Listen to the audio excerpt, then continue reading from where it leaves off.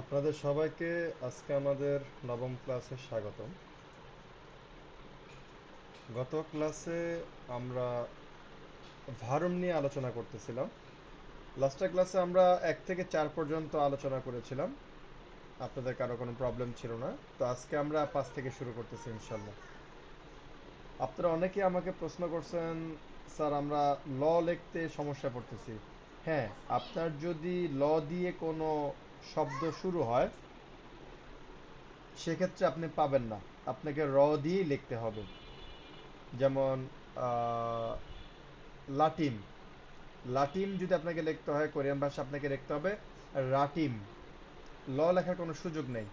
তবে শব্দের মাঝখানে বা শেষে যদি আপনি ল লিখতে যান সেক্ষেত্রে আপনার একটা সুযোগ আছে। সেটা হচ্ছে আমাদের এই 5 নম্বর নিয়মটার মধ্যে আছে। দেখেন, ভাচ্চিম রিয়লের পরে মূল বর্ণ হিসাবে যদি রিয়ল বা নিয়ন থাকে তাহলে ভাচ্চিমের উচ্চারণ লয় লয়ের মতো হবে। যেমন আল্লাম।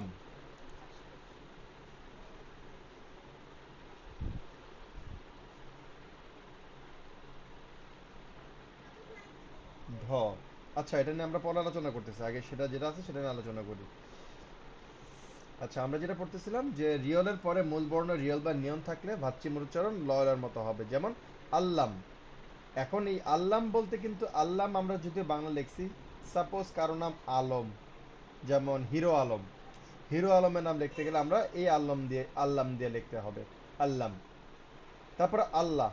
আল্লাহ লিখতে গেলে আপনাকে এভাবে লিখতে হবে। এই নিয়মের জায়গায় শুধু একটা খালি থাকবে, নিয়মের জায়গাটা খালি থাকবে। আসবে কি? ইয়ং আ রিউল, রিয়ল আ, আল্লাহ। তারপর দেখেন, কোরিয়ার দুইটা ঐতিহ্যবাহী সবচেয়ে বড় দুইটা উৎসবের একটা হচ্ছে সল্লাল।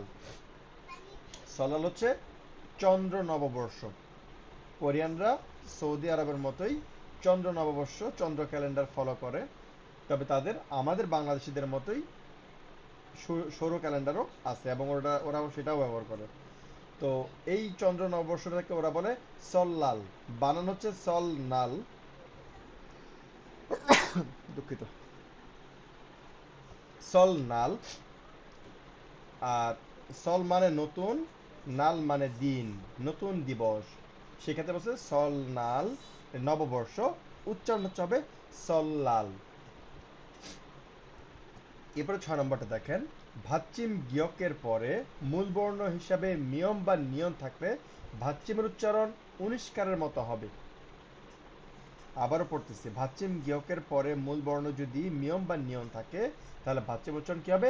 উনিশকারের মতো। যেমন জাক নিয়ন, জাক নিয়ন। ভাচ্চিম হিসেবে গিয়ক আছে, পরে আমাদের মূল বর্ণ নিয়ন আছে, তাই এটা এই গিয়কের উচ্চারণ হয়ে যাবে কি? উনিশকারের মতো। উচ্চারণ কি হবে দেখেন, জাং নিয়ন, জাং নিয়ন। তারপর কি আছে? বাকমূল, বাকমূল। গিয়া ভাচ্চিম গিয়কের পরে মূল বর্ণ মিয়ম আছে, তাই এটা কি চলে যাবে? বাংমূল, বাংমূল। লেখার সময় অবশ্যই আপনারা বাকমূলই লিখবেন, জাক নিয়ন লিখবেন। উচ্চারণের বেলায় কেবল জাং নিয়ন, ভাঙমূল লিখবেন। এরপর হচ্ছে আমাদের 7 নম্বর। 7 নম্বর উচ্চারণ হচ্ছে ভাচ্চিম থিয়তের পরে মূল বর্ণ ই থাকলে ভাচ্চিমের উচ্চারণ চয় ছয়ের মতো হবে। ভাচ্চিম থিয়তের পরে মূল বর্ণ ই থাকলে ভাচ্চিমের উচ্চারণ চয় ছয়ের মতো হবে। যেমন খাচ্ছি। থিয়তটা আমাদের 1 নম্বর নিয়মটা ছিল ভাচ্চিমের পরে যদি স্বরবর্ণ ইয়ং থাকে, ভাচ্চিম আর ভাচ্চিমের জায়গায় থাকবে না, সে এইখানে চলে আসবে। তাহলে কি দাঁড়াতো? খাথি, খাথি। কিন্তু এই 7 নম্বর নিয়মের কারণে এটা উচ্চারণ কি হয়ে যাবে? খাচ্ছি। কাচ্চিও বলতে পারে অনেকে, অনেক জায়গায় শুনবেন কাচ্চিও বলে, অনেকে বলে খাচ্ছি। বাস আপনি একটা উচ্চারণ করলেই হবে খাচ্ছি, খাচ্ছি। খাচ্ছি মানে একত্রে। এই একই নিয়মের এখানে ই এর জায়গায় যদি আ থাকে সেক্ষেত্রে একটা চিহ্ন এটা পরিবর্তিত হবে। ভাচ্চিম থিয়তের পরে মূল বর্ণ আ থাকলে ভাচ্চিমের উচ্চারণ থয় থয়ের মতো হবে, থয় থ। যেমন খাত্থা, খাত্থা। একই রকম, একই রকমের মতো বা একই রকম, সেটাকে বলে খাত্থা। খা থা, এই জায়গায় কি হবে? খাত্থা। তো এই হচ্ছে আমাদের 8টা প্রয়োজনীয়, আমাদের সামনের ক্লাসগুলো করার জন্য প্রয়োজনীয় ভাবছেন। এগুলো আপনারা বুঝে দিলাম, আপনারা প্র্যাকটিস করবেন, আমরা সামনে আরো পাবো, তখন আমরা দেখব। কিন্তু উচ্চারণে অনেক জায়গায় মিল আছে। আচ্ছা দেখেন, এখানে এতগুলো কথা কেন বললাম। আমাদের যে দুই পদের সংখ্যা আছে, পিওর কোরিয়ান এবং সিনো কোরিয়ান।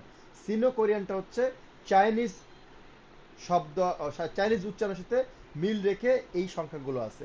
আর পিওর কোরিয়ানটা হচ্ছে কিং সেজং বা সেজং রাজা, উনি যেটা কোরিয়ানদের জন্য পিওরভাবে তৈরি করছেন। এখন এটার ব্যবহার কি আছে? এটার ব্যবহার দুই জায়গাতেই ব্যবহৃত হয়। অনেক জায়গায় আপনার পিওর কোরিয়ান ব্যবহৃত হয়, অনেক জায়গায় সিনো কোরিয়ান ব্যবহৃত হয়। কোথায় কিভাবে ব্যবহৃত হয় এভাবে বললে আপনার আপনারা বুঝতে পারবেন না। আমরা যখন সামনে প্র্যাকটিস করতে যাব তখন বুঝতে পারবেন। এখন সিনো কোরিয়ান আমরা আগে শিখবো, এটা একটু সহজ। পিওর কোরিয়ানটা এটা হচ্ছে কিঞ্চিত একটু কঠিন আছে। কেন? এখন পড়লে আপনারা বুঝতে পারবেন। এখন আপনাদের যে কাজ, সেটা হচ্ছে আপনাদেরকে আমি আবারও 15 মিনিট সময় দিতেছি। আপনাদের কাজ হবে, এই দেখেন সিনো কোরিয়ান উপরে লেখা আছে সিনো কোরিয়ান 1 থেকে 10 পর্যন্ত, 1 থেকে 10 পর্যন্ত সবগুলোর উচ্চারণ রেখে গ্রুপে শেয়ার করেন। আচ্ছা স্যার, 11 নাম্বারটার উচ্চারণ কি সিবিল হবে? ডেফিনেটলি দেখাচ্ছি আপনাদেরকে। আমাদের 8 নাম্বারটা ছিল ফাল,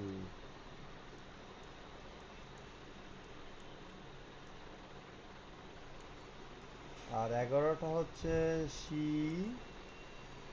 ওর নিচে কিন্তু ভাচ্চিম হিসেবে ব আর নাই, কারণটা কি?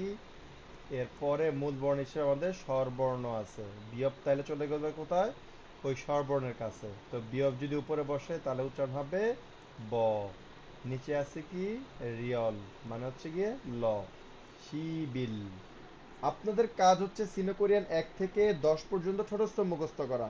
যদি আপনি এটা করতে পারেন তাহলে 100 পর্যন্ত, 99 পর্যন্ত, 100 আবার আলাদা, 99 পর্যন্ত আপনার আর কিছু মুখস্থ করতে হবে না। খুবই সহজ। যেমন ধরেন, একটু মনোযোগ দিয়ে দেখেন। আমরা জানি ইল মানে 1, ই মানে 2, সাম 3, সা 4, ও 5, ইউক 6, ছিল 7, ফাল 8, খু 9, শিপ 10। এই তো ফাইন, এটুকু তো আমরা জানি। এখন দেখেন 11 কি আসতেছে? শিপ। শিপ মানে 10।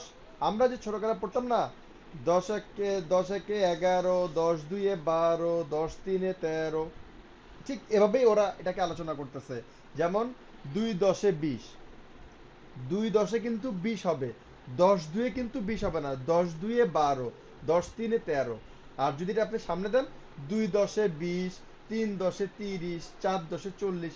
এই যে বাংলায় আমরা ছোটকালে যে কনসেপ্টটা আমরা জানতাম, যেটা কিনা এখনো অনেক রিক্সাওয়ালা বা অশিক্ষিত বা কম শিক্ষিত যারা আছেন, তারা কিন্তু এখনো এভাবে কাউন্ট করেন, তাদের জন্য সুবিধা হয়। কোরিয়ানটা কিন্তু, সিনো কোরিয়ানটা এক্স্যাক্টলি এভাবে তারা উচ্চারণ করে। দেখেন 11তে তারা কি আলোচনা করছে? শিপ মানে 10, ইল মানে 1, শিবিল মানে 10 একে 11, 10 2 12। দেখেন শিপ ই মানে হচ্ছে কি 12, শিপ মানে 10। সবগুলোর আগে দেখবেন কি শিপ শিপ শিপ শিপ দেওয়া, খালি 20-এর আগে কিছু নাই। আচ্ছা শিপ পর্যন্ত দেখেন। এখন দেখেন ইল, ই, সাম, সা, ও, ইউক, ছিল, ফাল, কু, শিপ। দেখেন সিরিয়াল বাই ও কিন্তু আপনার 1 থেকে 10 পর্যন্ত বসায় গেছে। তাতে কি হয়েছে? 10 একে 11, 10 2 12, 10 3 13, 10 4 14, এইভাবে করে